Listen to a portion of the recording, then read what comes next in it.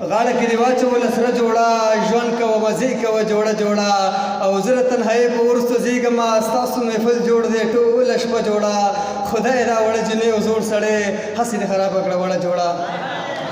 بسم الله الرحمن الرحیم. ټولو راغلو معززو مشرانو کشرانو ته سلامونه. د پښتنو مینه وایم په دې هیله چې ټول درانه به ښه اوسئ. د صدر صاحب په اجازه غزل ته راځم. زړه چې مې بایللی جانان باندې ډېر ظلم مې کړی دی خپل ځان باندې.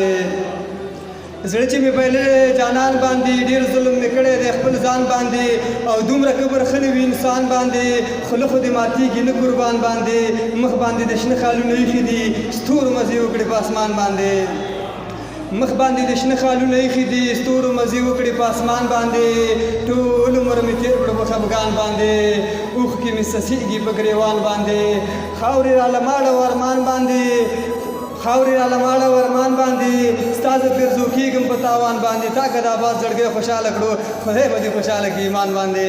او راغلم د کاره تصویر ښه نه راځي دستي د واره تصویر ښه نه راځي وځي بېکاره تصویر ښه نه راځي راشه ګلکاره تصویر ښه نه راځي په ځان مې ښه ډېره خواري وکړه خو څه وکړم یاره تصویر ښه نه راځي.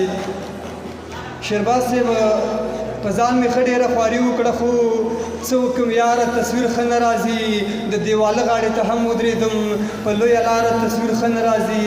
دا ورته یو څه ورته ووایه چې دې ویل ریباره تصویر ښه نه راځي. اباسه دومره خراب شوی یم چې بې خماره تصویر ښه نه راځي.